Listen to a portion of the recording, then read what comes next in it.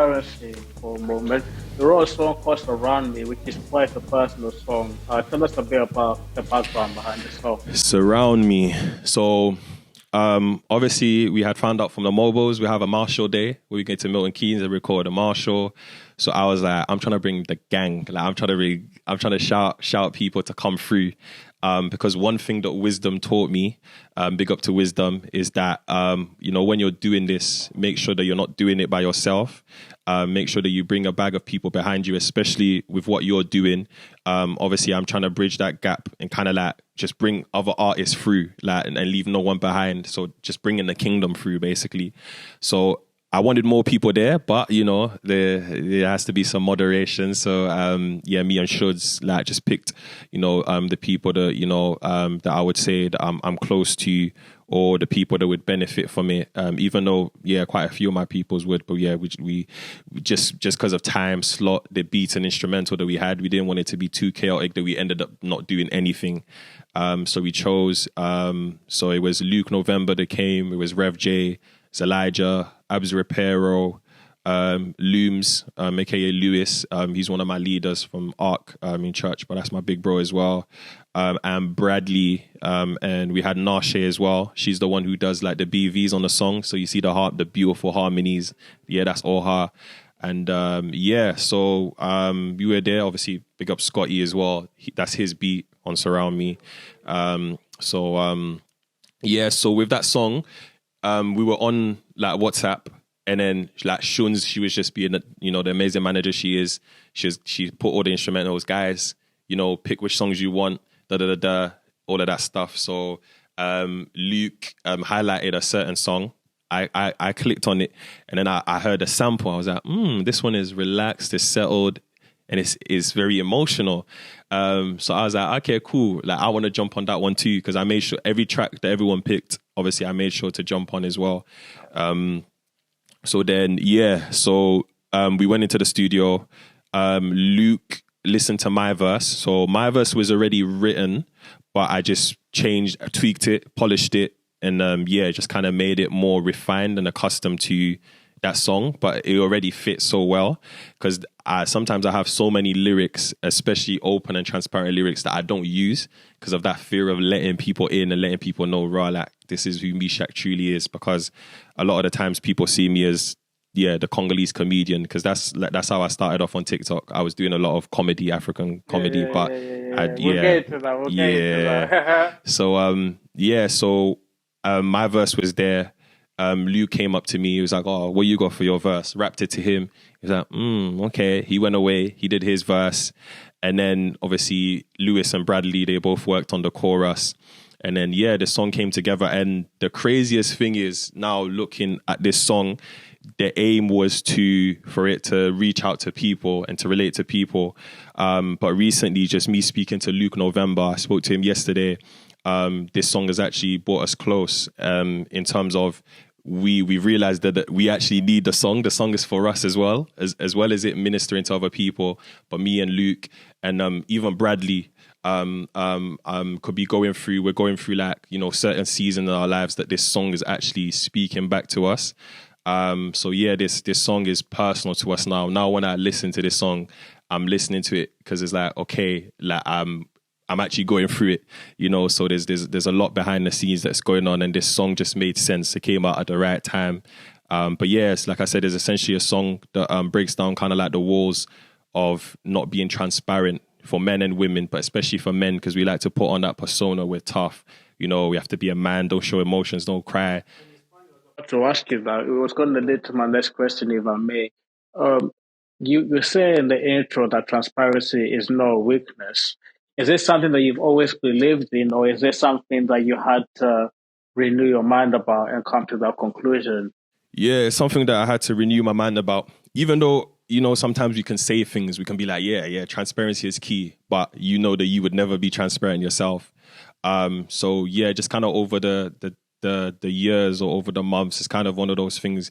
I thought being transparent and open and letting people in, it was kind of like, I didn't want people to know me, to know like what I'm truly going through, or I didn't want people to judge me, for what I was going through, or to see me as weak. Because there's times when like I've told people, oh, like I feel depressed or I feel anxious, and they'll be like, and they'll laugh, or they'll be like, you're a man, like fix up. I'm thinking, whoa, like there's such a high expectations for men to be, like to be I guess this kind of toxic masculinity or whatever you can call it. So yeah, there's times I've opened up and it's just kind of been dismissed, and I've been told to toughen up, and it's kind of like it's just knowing. There's like in the Bible, I believe in Ecclesiastes, it talks about there's different seasons.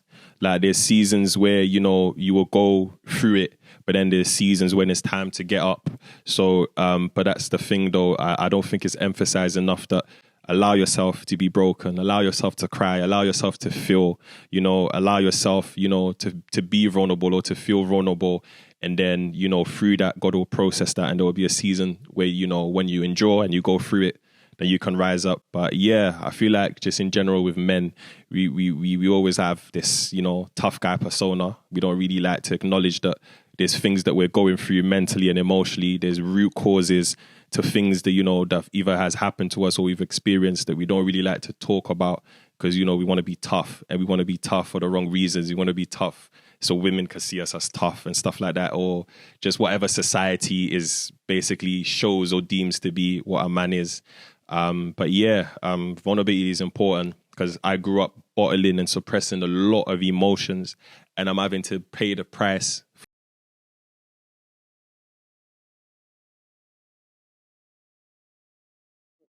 Let's park that for a minute. You talk about, serious stuff, transparency and all of that.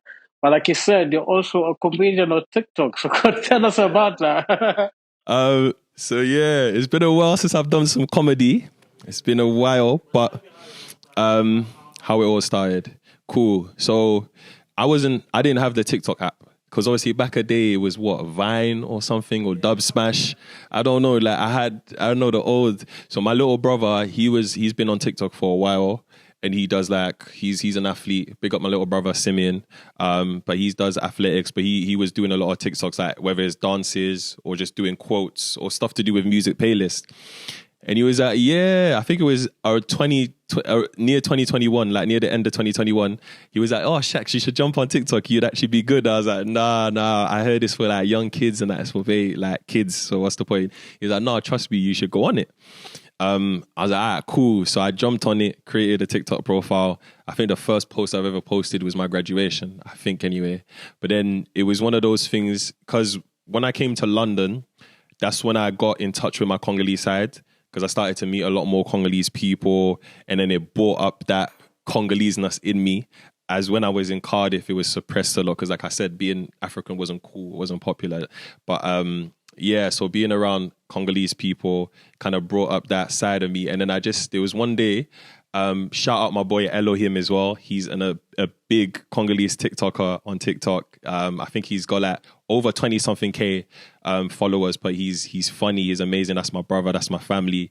But I saw one of his videos, and I just had an idea. So he inspired me. So I was like, I'm gonna start doing skits of me growing up in a Congolese household and everything that I've experienced with my mom.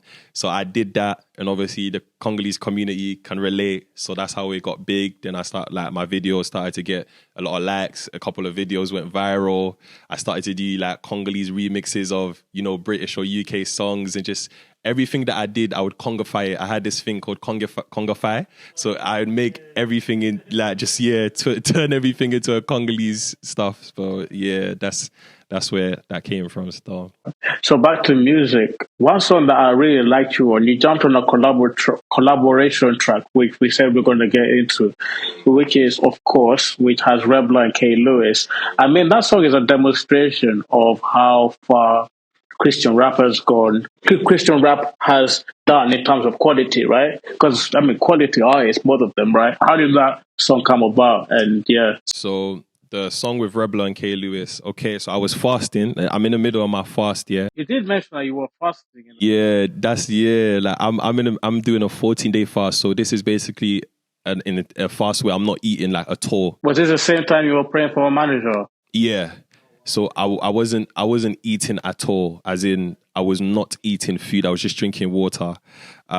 So yeah, I was like, my body was weak, but God was working in it. Because obviously for me, fasting I don't fast to get anything. I just fast to align myself with with what God is already doing, or, has placed inside of me. So it's kind of like just getting myself repositioned and realigned. And to just drown out the noise, to be able to hear him clearer.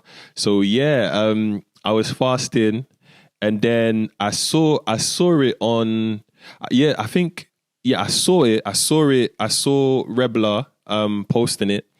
Because I wasn't on social media. But Shun's messaged me. So then I jumped on social media, and then I was like, huh? And then Shuns was like, oh yeah, basically I talked to Rebler, send him your songs, and then like he wants to get you on the song. At this time, I'm tired, I'm drained, I haven't eaten. I'm thinking, what is going on? So Rebler then ended up calling me. I was at work as well, so he called me. He's speaking to me, just getting to know me a bit more, getting to know me a bit better. And I was like, he's got this song, he's trying to give artists an opportunity to jump on a track with him, just to kind of like, put artists out there, just to show his love, to the community and stuff like that. And then, he's speaking to me about the song. And then, I was like, bro, I'm down. Like, I'm currently not on social media, because I'm fasted. And he was like, oh, you're currently fasting. Yeah. And I was telling him about my fast. And he was like, oh, that's, it makes sense, because the lyrics he uses, like part of the lyrics is we fast and pray, of course. So he just thought, he was like, this is definitely godly ordained then, because I've caught you in the right time where you're consecrating yourself with God. So we spoke. He liked what I stood for. He liked, the fact that I was adamant and eager to jump on a track. And, he was just telling me about his background, and then just his love and his passion for Jesus. Like that guy has a deep love for God, and it's amazing. Yeah, amazing lyricist. So he was like, so what I'm going to do is I'm going to send you the instrumental. Let me know if you like it or not. And then write to it. So he sent me the instrumental, and I writ to it that day. I was going to leave it because I was, they were done by the day. Literally, I said to Shuns, he sent me the instrumental. I said to Shuns, I'm going to finish it over the weekend. But then I messaged her shortly after. I was like, I'm done. Because I was just sitting down and I was just writing. So I had 2 verses for it. One verse was already written and one verse was new. But I did the new verse because the new verse, it made sense, because I was rapping about what I was currently doing or currently going through. I was talking about, So I was like, let me go with those lyrics, because I sent both of the lyrics to Rebler, and he said he loved both of the lyrics. So it's up to me which one I choose. So what we did then after, obviously, there was a time when I went back to Cardiff to visit my family. I recorded my verse in Cardiff. Obviously, K. Lewis recorded wherever he recorded. Then Rebler just told us to send it to him. We sent him all the recordings, and obviously Oscar is the one who put everything together in it. But big up Oscar. So Christian rap, from your point of view, Christian rap, tell us about how you feel about that little subgenre of music is developing as far as, Christian rap and Christian drill is concerned. What are your views about where we are at, and also the good things that we've done, and also what are the next steps forward as a scene? I think what we're doing really well is in terms of just, like I said, quality content, quality videos. Big up Align Vision, it's Elijah.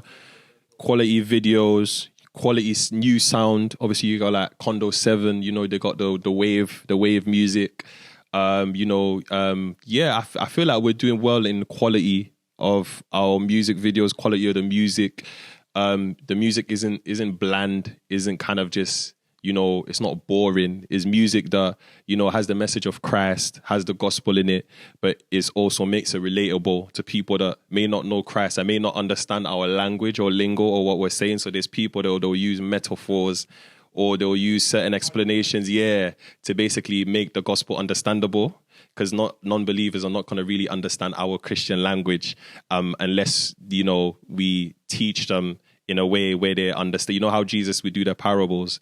So I feel like that's Governor B's approach, because I've spoke to him before. And he said that's how a lot of the time he'll do his music in parables.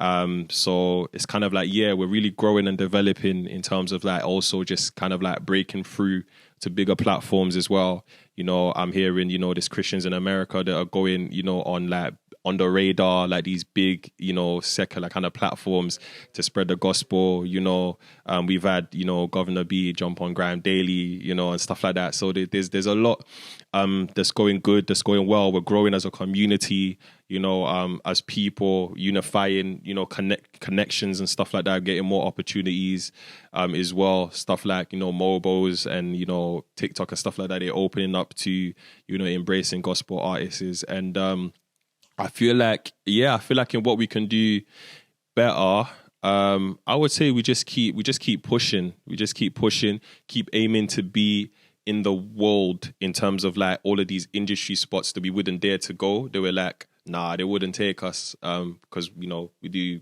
gospel. So to just, to keep on pushing, to bridge that gap, to not be afraid, you know, to aim for, you know, the same things that these other artists in the world are aiming for, like the O2s, you know, the big Wembley, you know, stuff, you know, going on all of these, you know, other kind of like, you know, secular platforms that they don't really host gospel artists, and just, making relationships with, you know, industry people as well, and just introducing them. You'd be like, yo, this is the gospel, this is what we have, you know, this is our sound and stuff like that. And I feel like, not shying away from certain spaces, and not trying to be too because you know how Jesus, he was, you know, with the sinners, he sat with sinners, he ate with sinners, he spoke with them, he laughed with them, but he wasn't conformed.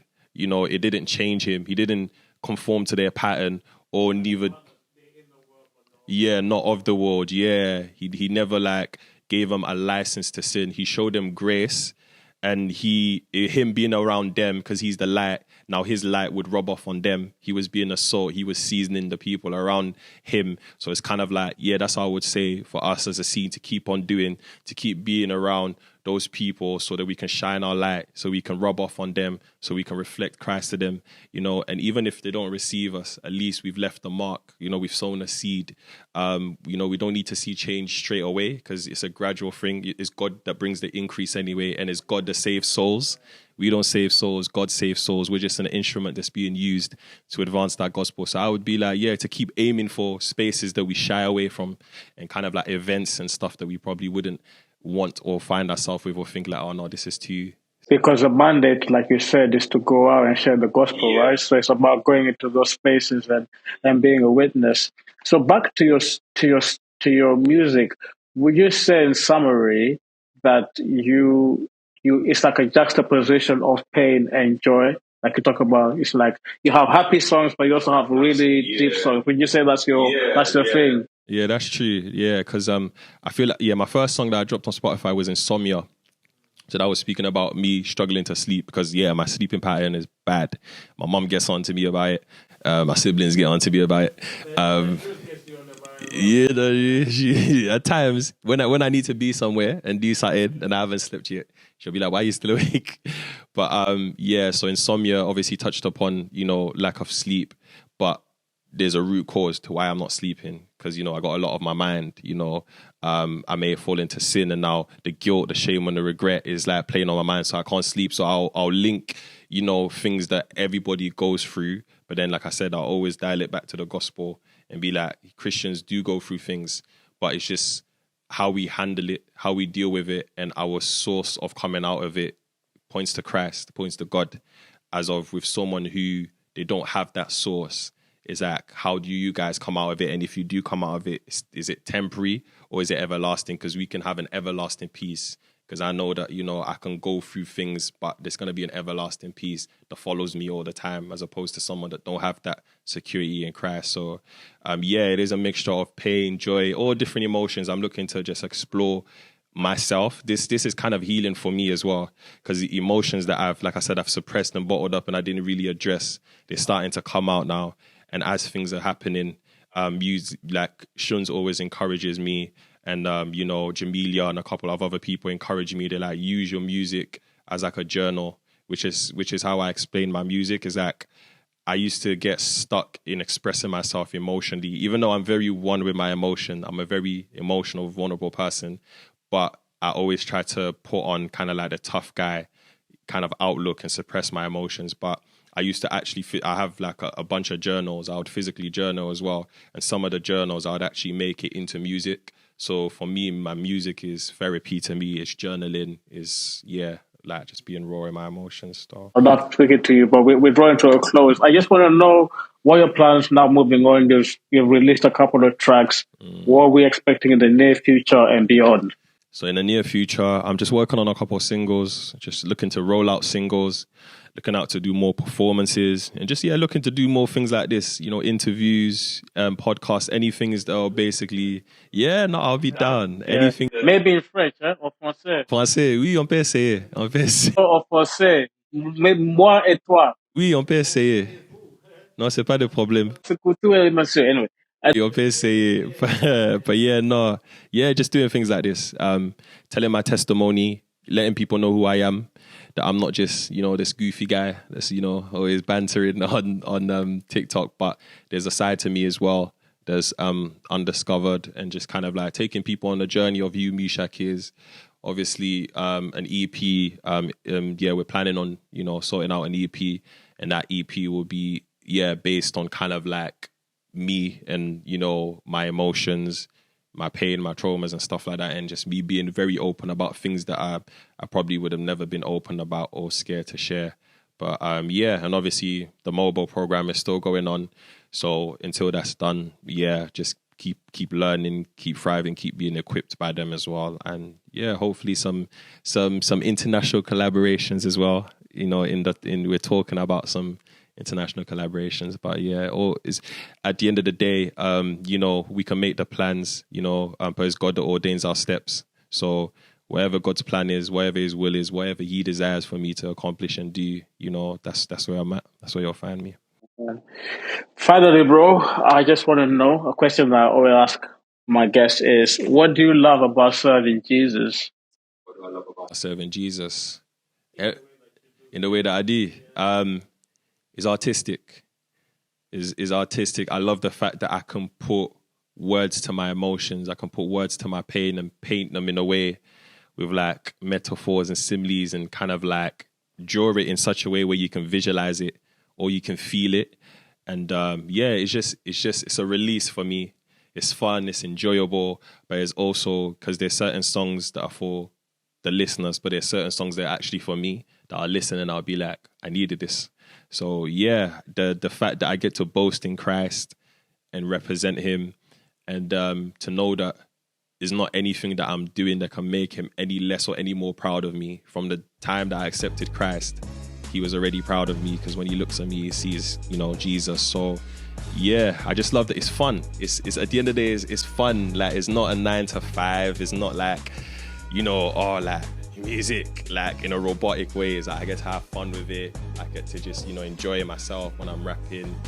I get to laugh, smile. So it's enjoyable. It's not something that I'm forced to do, or it's not like a job that I just picked up that I don't want to do, but just because I have to make money, I'm doing it. It's fun. Like, it's a fun way to serve Christ. Thank you very much for your time. Thank you so much. It's a pleasure to meet you and to talk with you too.